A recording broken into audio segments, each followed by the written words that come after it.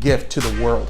Her insight on leadership, on people, on talent, on acquisition, on practices, on sound practices, on even the skills and traits necessary that people are hiring for are what you're going to be wanting to listen to today. Lynne lives in Milwaukee, Wisconsin, my hometown, and I believe Lynne is going to have some insight to push you to be all that you know that God has designed you to be. So let's take a moment, jump into this series today. But before we do so, y'all know I got to shout out something this year. I wrote a book, producing in a pandemic, right? I wrote a book called Necessary Endings. Necessary Endings details my own journey through mental illness, through depression, through anxiety, and to where I am today, and some mindsets that had to change in order for me to be the person that God called me to be. It's a book, $14.99 for the paperback, $8.99 for the Kindle version. Just go to Amazon, search Necessary Endings Justin Lester, or click the link in the show notes and you can grab a hold of a copy of Necessary Endings just for you. That being said, let's jump into our Zoom conversation today. Now, as you heard me say, it was recorded on Zoom, which means the audio quality is not the best, but the information is the best for you. And I pray it pushes you to be all that God's called you to be. Let's jump into our conversation today. Let's take it away. Well, hey everyone, welcome to Made for Mondays with Justin. I'm so happy you guys are here today as we're continuing this series on leadership and transition, the different areas of our lives and how God is calling something in us out into the world. And so I pray you guys have been blessed. And today I have a very special guest all the way from my hometown in Milwaukee, Wisconsin, unfortunately out by my arch rival. I went to Brookfield Central. You're out there by Menominee Falls, and we can't stand, I hated playing football against y'all. But anyway. It makes you feel any better. My boys they go to Rufus King. So we don't even go to school out here. Yeah, they beat us too. It was bad. I hated playing Rufus King because I played Rufus King when y'all had Lance Kendricks, and he destroyed us. And I know this is totally side. This is Lynne LaGrant. Hi, Lynne. But when I played against Lance came across and blocked me once. I was a DN. He killed me, and I was just done with King because I was like, we don't lift like that at Brookfield Central. Anyway, welcome to the podcast, Sister Lynne. Hey, thank you so much for having me, Justin. It is an honor to even be invited onto your podcast and a pleasure. So thank you. Yes, definitely. Thank you. A lot of the reason I wanted to invite you is going back to a conversation you and I had. I think it was like my second year of ministry. We came to Milwaukee, and out of nowhere, I was in this space of really trying to figure out and crafting, like, what is leadership? What does it mean to lead people? What does it mean to talk to people?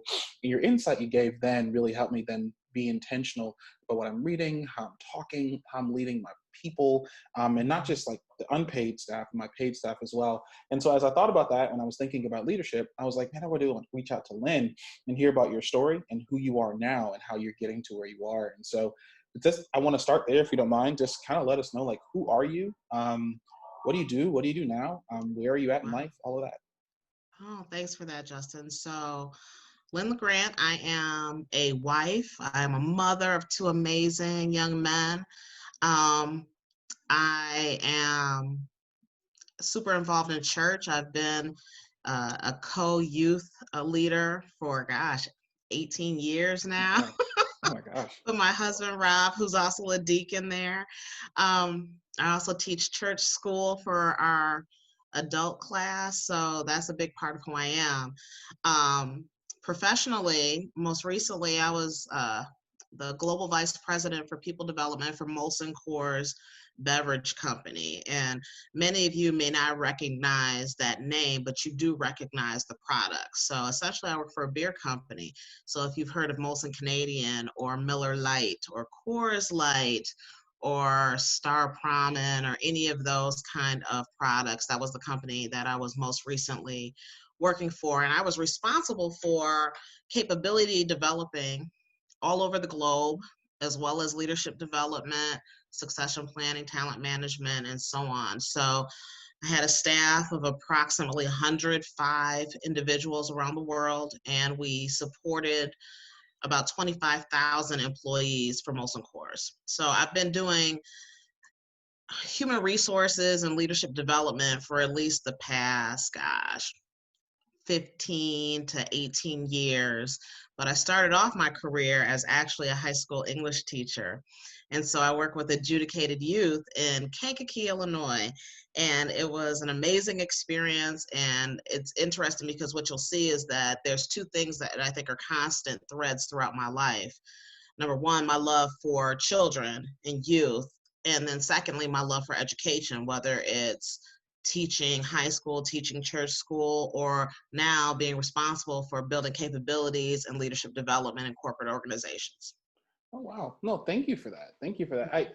When you mentioned there's a number of things in your job description and title that I'm really curious about, but Mhm. also, and I know we talked about it before we got in, I think it's a big part of just who you are and like where you're headed now. In the midst of like COVID and whatever this, I call it the Corona and cop season. Um, how have you continued to develop your capabilities, your skill set in this like COVID and cop season? Yeah, yeah. So I would say that I'm blessed that I had the opportunity during this time of COVID to be on garden leave. And so I took some time off working intentionally to finish my dissertation. Okay, I'm currently finishing my PhD with the University of Pennsylvania, and the last thing on my list is my dissertation. And as many of you know, finishing the coursework is the easy part. It's this dissertation that'll just kick your butt and be drawn out forever. But I was very intentional that I was going to take this time and really lean in and work on my dissertation. And my focus on my dissertation was with regards to um, does a sense of belonging have an impact on women leaders in professional environments? So, in other words, if women feel like they have a sense of belonging, are they more successful? Do they have a larger intent to stay with the organization? Is their career progression greater? And so, therefore, I've been doing just a ton of reading on this idea of belonging. And it has been a fascinating exercise because now, not only in this time of corona virus and COVID-19, we also have a lot of social injustice happening right now, and specifically, targeting Black people in the United States. And so when I started thinking about this whole idea of belonging, initially my first thought, of course, was on, women in the workplace. But what I'm reading and understanding about it is so much bigger. And so therefore, I've been doing studies and reading all of this literature on belonging and diversity and inclusion and equity and what that really means. But then that caused me to go back to my undergrad, and I reread The Pedagogy of the Oppressed, and which is an amazing book written in the 1960s. And you read it today and it sounds like it was written in September of 2020. It sounds like today. And so that's helped me a lot. So reading for my dissertation and really staying abreast of that, going back and reading some of my undergrad literature that I love, but then also, listening to podcasts, like this one. I've been really into finding different voices and listening to podcasts and understanding kind of new voices and what's going on out there. And you have to do this because one thing you can't be is stagnant in your career and your mindset and in your development. And so you have to be hungry. And I've always been very curious, and I wanted to see how things connected. And so you look at it from a multitude of perspectives. If you read magazines, one of the things that my family has been really intentional about lately, since my boys have been teenagers, holidays like Christmas aren't the same thing, not for, Camden, of course, Justin. He still has that wide-eyed excitement, for holidays like Christmas. My boys, not so much, because they're those cynical teenagers. Mm-hmm. And so we've been very intentional about Christmas gifts, saying it's one thing you want, one thing you need. I forgot the third one. Oh, forgive me. But the last one is something to read. Wow. And so I also invested in, and I asked for Christmas a subscription to Harvard Business Review. And so I read the Harvard Business Review, and I keep up on current trends in, business and development and all those areas. Wow. That's powerful. There's a lot of things you said, there's a lot of things you said in that I'm curious about. One, your whole dissertation. I'm this year for me personally, I've dedicated to reading only Black women authors. Oh, And there's wow. so many stories that have unearthed, and our church is doing the same thing. We're only reading Black women authors in our monthly book I, reads, I and love that. yeah, it's been eye-opening. It's been phenomenal. We have a discussion later this month, and it's been great. And there's so many things I never realized that just being a Black male I overlooked, and then the Mm, sense of belonging in spaces. Like there's a book by Nestle Strain Harris, and she talked about that very thing, and I never noticed it, never recognized it, but then becoming more sensitive to it. And I'm actually very curious about your research as well.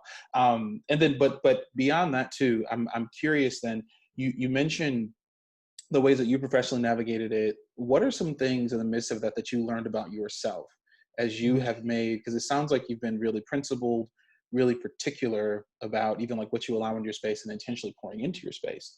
What is mm. just yourself? What are some things you've learned about yourself as you've grown on this, this journey of all this? Yeah, I think you said something key right there when you speak of intentionality. Mm. Early on in my career, I realized that I wanted to be around leaders who could inspire me, could teach me something new, that were open, and so I deliberately sought out those leaders. Now, my career progression is a little unique because I have been blessed to have three very senior African American leaders. Two of them were senior vice presidents. One of them was the chief human resource officer. And so it changes your experience when you have that and the level of support that I had with them. So it allowed me to be very intentional about my choices. Prior to joining Molson Coors, I was with another company, and I won't say the name. It's a bigger company here in it's based in Wisconsin, Georgia, and a couple other places around the country. And it was a great role. I was responsible for enterprise learning and development globally. I met with the CEO on a regular basis. I had his ear, and I was in this role for 18 months. it was Wow. it was easy, it was second nature, but the environment was toxic. The culture was so different than what I wanted and what I needed, and my values were misaligned with the organization's values. Wow. And it wasn't that the people weren't great. The people were wonderful, and I really had a good time there. But it was the values of the organization and just the way that they operated and did business. I couldn't deal with it. And it wasn't that I wasn't making good money. I was making great money. I had a great title. I was traveling. I had a big team. Hmm. And they loved me, Hmm. but I couldn't sit in another meeting and have a senior leader curse at me. Wow. I'm just not going to allow that.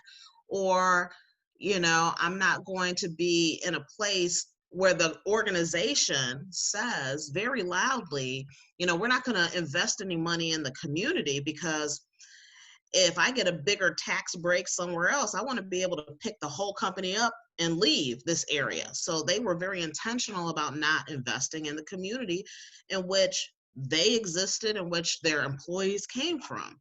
Wow. And so it was just such a misalignment in my values that I couldn't see myself there long term. And Wow. I had to make a really hard decision to leave. But, thank God, he doesn't put anything on your heart Mhm. unless it needs to be on your heart. You know what I Sure. mean? That's so true. And so the fact that I was getting up going to work every day, and I remember driving to work and just feeling like, I just don't want to be here.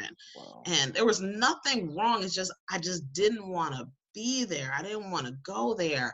And being very quiet and letting God talk to me and tell me, like, don't worry, I'm going to move you. You just Hmm. do what you're supposed to do, and I will Hmm. move you. And like I said, I was there for less than 18 months. I was a director at the time. And a boss from a previous organization called me and said, hey, my neighbor needs somebody at her company to run a department. Are you interested? And I'm like, I sure am. And it ended up being the best decision I ever made. That's when I moved. At the time, it was to Miller Coors, and I moved over. It was lateral. It was a director level, and in less than 7 or 8 months, I was promoted to global vice president. Wow. And so, you have to be so intentional and so clear about what your needs are. And for me, my value set was really important. I didn't want to be in an environment where I would come home and feel just beat up and beat down, and it just wasn't good for me. It wasn't good for my family. And you have to think about what's best holistically for you. And it's not the money, it's not the title, it's not the perks that go along with it. What I found was that when I got to a point where my values were consistent with the organizational values, and I found a leader who I truly cared about, the money, the accolades, the title, all of that came along with it. But I had to be seeking that first. Wow. I guess, so I have 2 questions with that, that I'm curious about. So on one hand, I'm curious about developing a community corporate culture, right? That doesn't make their employees feel like that. Because of you, actually, I think I can find it. But I bought Lincolni's The Advantage because of you. We had this conversation when I was there, and I was in the process of developing a culture for our team. And because of that, I was just like, I'm gonna read on culture and come on. So that's because of our conversation that shifted. Our current vision, learn, live, lead, is your fault. So anybody listening to this from our church, blame Lynne, but that's why we're like sewing into our community. Not at all. Not at all, Justin. You're so brilliant. You just brought it all together. But no, like, importance of culture. And then also at the same time, I'm curious too, for you, as you move from being, she mentioned director level position. So I guess I'm curious about your transition to navigating a space as a mentor. Like, you have mentors, but as a mentor, not the mentee all the time. So it's a 2-phase question. I don't want to forget about culture, and then also you being a mentor as well as being mentored, and all of that. Yeah. All right, so let's attack the culture one first, because that's so important. I mean, what kind of culture do you want when you go into work? And I was very, very clear about the kind of culture I wanted to be in. And so when you think about culture, the company owns the culture. They set the standard for the culture, but leaders are the ones that really execute on it. And it becomes the little things. It becomes how they greet you in the morning. It becomes how they reward you. And I'm not talking monetarily. Do they say thank you? Do they take your ideas? Do you have a voice in the room? Or do you have to have a title in order to have a voice? It's those little things that mean so much in a culture. And especially when you're trying to really engage people. And this is so critical. Your culture has to be an engaging culture. And you engage people through allowing them to have that kind of voice. Do they feel a level of ownership in what's going on and the decisions that are happening? Now, as a leader, there are some decisions that you have to make, whether people like them or not. And it's really unfortunate, but you got to make those decisions. But there's other times where you truly want other people's input. So are you creating a culture that allows for this kind of open discourse to say, hey, I think that's a great idea, and I think we should do this, or hey, you know what, I'm not feeling that idea. How about we think about it this way? And so are you allowing those kind of conversations to happen? That creates an engaging culture, because each person then feels like, I have ownership in what's happening.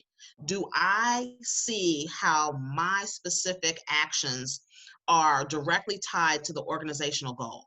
Do I see how I'm having impact there?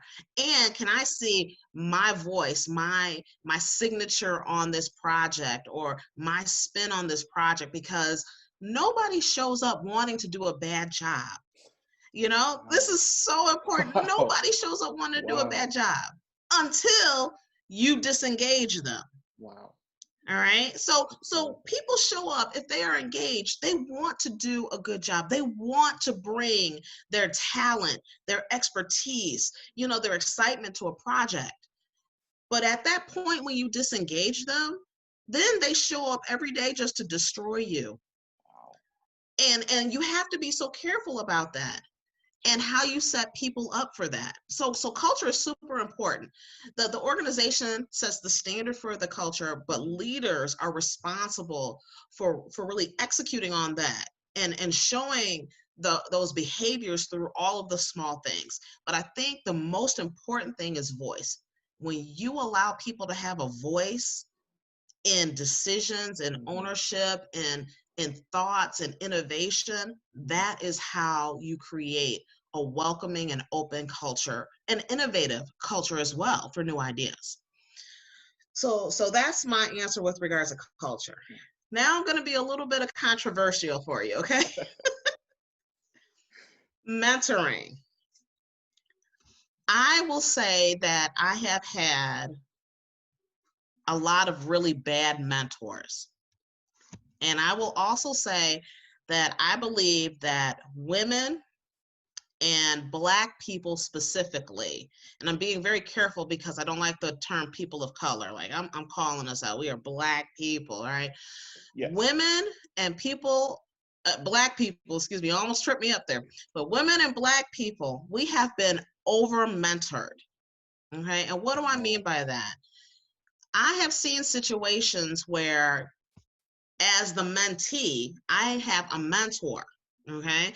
And I'm asking this person questions and they feel like it is their duty to pour into me. Let me tell you how I made it. Let me tell you, the steps that I took. Just follow my footsteps and I'm gonna show you the right thing to do. And what you find is that organizations look at a mentee-mentor relationship and the mentor ends up being promoted because, oh my gosh, you're doing such a great job with that person. You're developing them. You're a great leader. I'm going to promote you.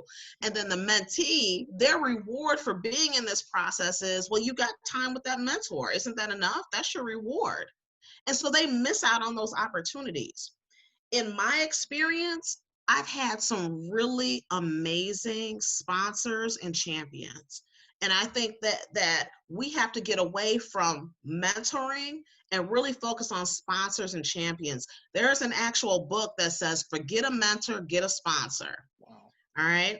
And this is so important because for Black people and women specifically, they tell us to go get a mentor. So then you see somebody who, is doing really good and they're really smart and they're handling their business. And these organizations tell you, you should approach that person, ask them to coffee, and then ask them to be your mentor. The reality is that specifically white men do not operate like that. Wow. They don't operate like that at all. Instead, what happens is they form a relationship with somebody who they think is doing really good and, is super smart and really capable through commonalities. Okay, through all kinds of different commonalities. And the mentoring relationship grows organically. And so then what happens is that they skip right over mentor and go right to sponsorship. And sponsorship is, where mentoring is one way, sponsorship is mutually beneficial because sponsorship says, hey, I have some really good skills and I want to help you, Justin. And Justin says, hey, you know what? I could use your skills. And because I can use your skills, I'm going to introduce you to certain people. And I'm going to put you on different projects to make sure that people see your different skills. Wow. So it becomes a mutually beneficial relationship instead of this one-way relationship. As the person who is receiving the sponsorship, all right, I'm put into places where I can perform, where I can show people that's not in my typical circle, specific aspects of how good I am or my skill set. And then you, as the sponsor, all right, you've identified talent in different ways and you're getting work done in a different way, in a more effective way. We need to get to sponsorship. And then the third one is champions. And I've had an amazing champion in my last manager, and her name is Michelle. And she basically would kick my butt. And when I say that, I truly mean it. She had very high standards for me. And she set the expectation level very high, but she knew that I would rise to the occasion. Wow. And because she knew that I would rise to the occasion, then she began to give me projects that would expose me to areas of the business that I had never been exposed to before. And she championed what I did and said, you know what? Lynn did this over here. She can do 10 times better over there for you. Let me show you what I mean by that. And so she began saying my name in rooms that I didn't even know my name was being said in. Wow. And I started getting calls from people saying, hey, Michelle told me to reach out to you, said that you were phenomenal in this. And that is how my career began to be built. And so, mentoring is great. Don't get me wrong. When I look back at my life, I have mentors here and there. All right, for things here and there.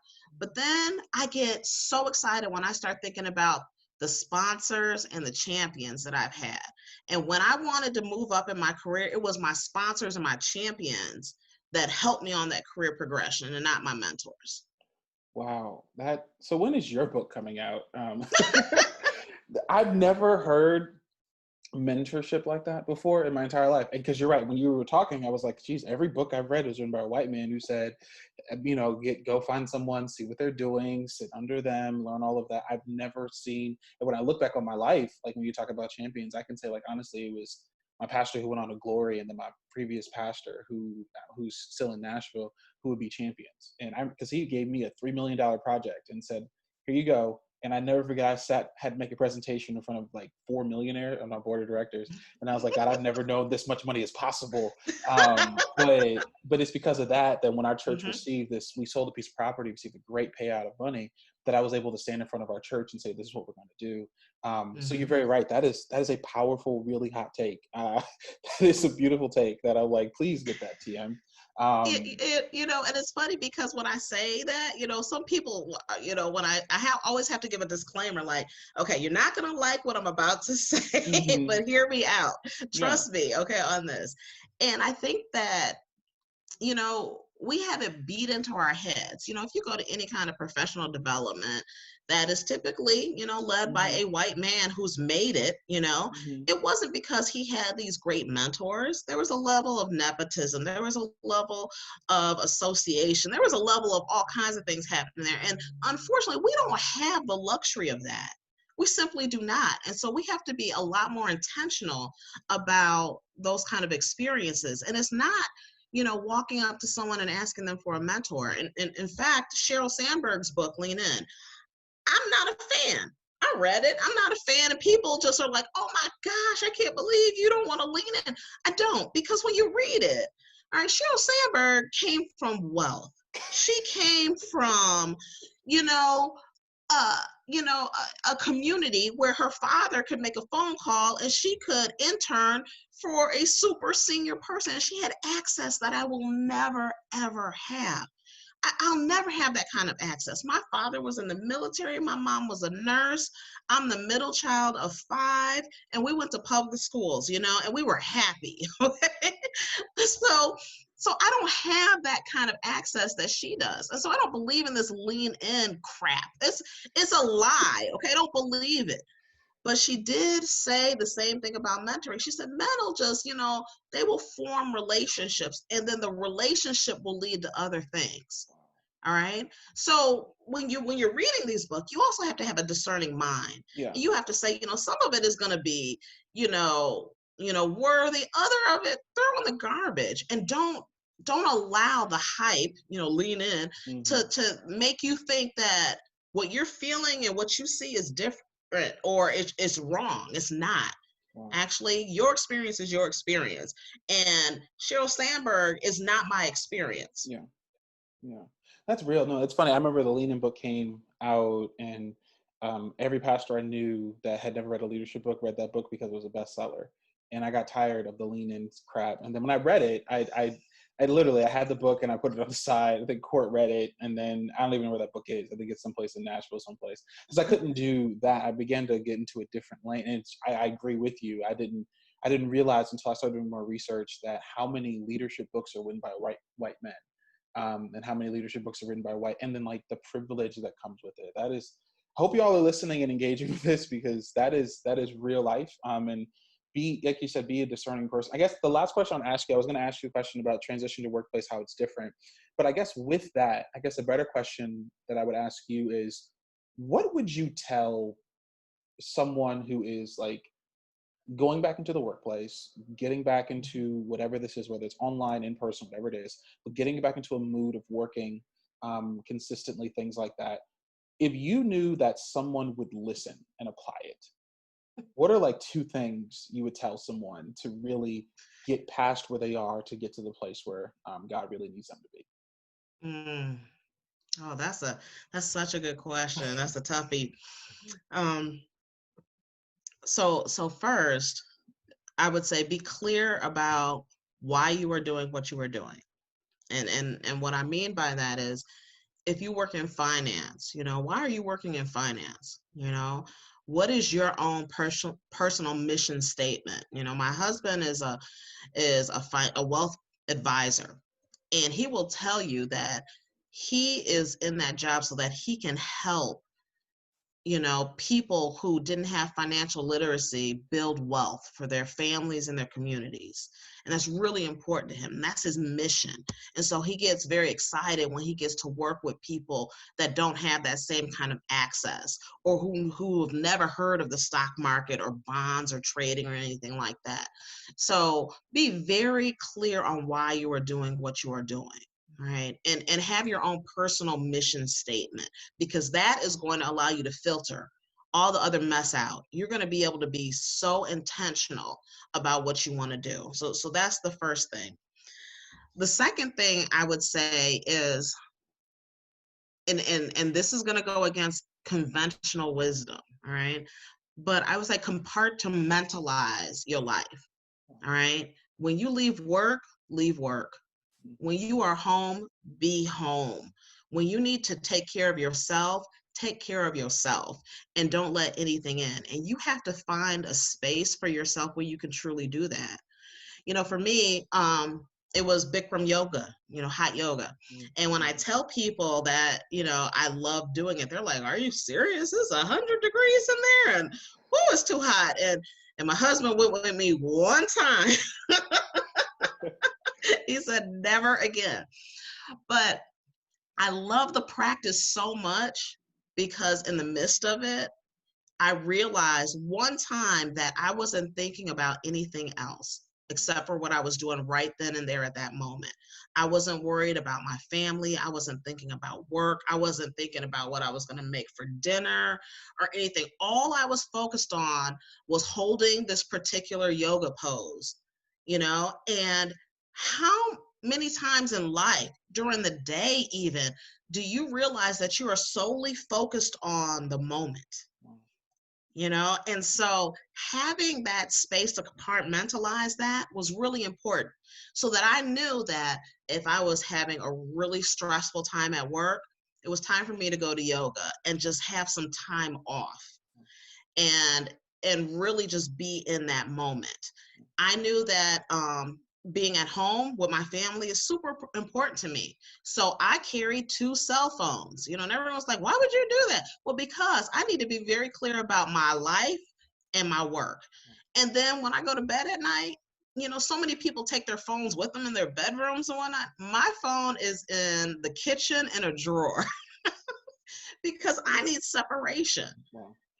And what I've learned is that I enjoy those compartmentalized times so much more. Whether it's work, I'm more focused on work, because I know that once I'm done here, I get to go do something else and I don't have to worry about this time right now. I love hot yoga because I literally can shut everything off and just be in the moment. I love the stuff that I do at church because I know it's all about ministering God in that moment. Yeah. And so you have to learn how to do that. Whereas some people will tell you it all blends together.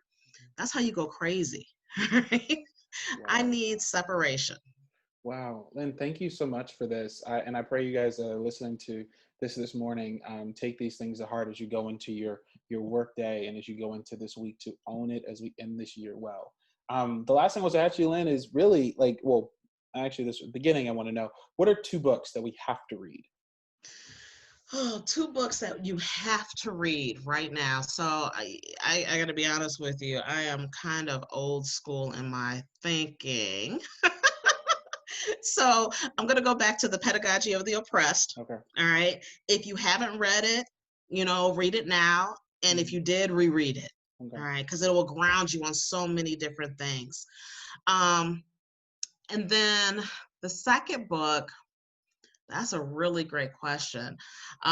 You were talking about, Black women authors. Mhm. And I do believe that you got to read for learning, but you also got to read to reconnect with your history, reconnect with your ancestors. And so I'm a huge Toni Morrison fan. I'm Tony. That when oh my gosh, she's my role model. I love her. Yeah. And so the things that I love about Toni Morrison is that if you don't have time to read a novel, she has a series of short stories and a series of essays that she's written about society, about our history, about who we are as a people that I find is so fulfilling and thought-provoking. So Okay. I would say those two things. Yes, and if y'all have not read Toni Morrison yet, y'all have not listened to this podcast. Because I'm Toni. When she died, I had like 3 weeks dedicated to her. Like I Oh my couldn't. gosh. Justin, I'm a Toni groupie, okay? Listen. I was so blessed to see her when she Really? came to Milwaukee. Yes, and I brought all my books and she signed them all, and I was just like, shaking in her presence because she is a literary giant, just an amazing mind, amazing woman, amazing heart. So Wow. No, that's so wonderful. No, I was introduced to her. It's sad to say this in my second master's at Vandy, and ever since I started reading her, I haven't put it down. But it took too long. That was also a whole nother narrative. That was the first time I ever had a Black male teacher. So it's like it took until 24 to have a Black male teacher. It took till 24 to find out about Toni Morrison after Marquette. So that's interesting. Anyway, that's data. That's all I'm saying. Lynn, thank you so much for your time today. It's my pleasure. Thank you for having me. I've enjoyed our conversation. We could talk for hours. Oh my gosh, I could. I really was thinking that. If somebody wanted to get in contact with you with the work that you're doing, all of that, how can someone find you on socials and all of that? Yeah, so you guys got to search for me because it's not easy. And so Justin's been, calling me Lynne, and I'm Lynne LaGrant because my friends and my family definitely call me by that name. However, professionally, my name is Synetha LaGrant. And so you can find me on LinkedIn. I guarantee I'm the only Synetha LaGrant out there. It's spelled SYNEATHIA. So if you go to linkedin.com/Synetha, you'll find me. So definitely connect with me on LinkedIn. On Instagram, I'm Synetha. On Facebook, I'm Lynne LaGrant. So I look forward to connecting with all of you.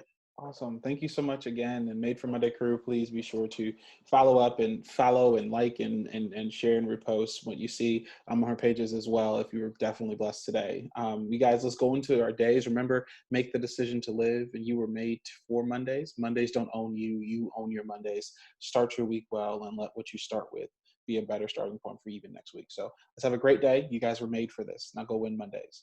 Well, thank you so much for joining us today for Made for Mondays. I pray today blessed you to be all that God has called you to be, all that you know you can be. I mentioned this a couple of weeks ago, and I want to mention again first. The month of November, I want to dedicate to you, the listener. If there are questions that you have about leadership, about life, about anything at all, do me as all you have to do. Go to www.jrlester.com and click on Made for Mondays. And on Made for Mondays is a contact form, and simply submit your question for me. What you're able to know, hey Justin, this is what I'm curious about. This is what I want to know. This is what I want to learn. And my responsibility on Made for Mondays is to ensure that you are the best leader you possibly can be. So go ahead, go to JR Lester, let your boy know. I'll holler back at you. Now let's say our affirmation and go on about our week. Repeat after me if you will. Say, I am me. I can be me. No one will stop me from being me. You were made for this. Not Days won't beat you. God bless you.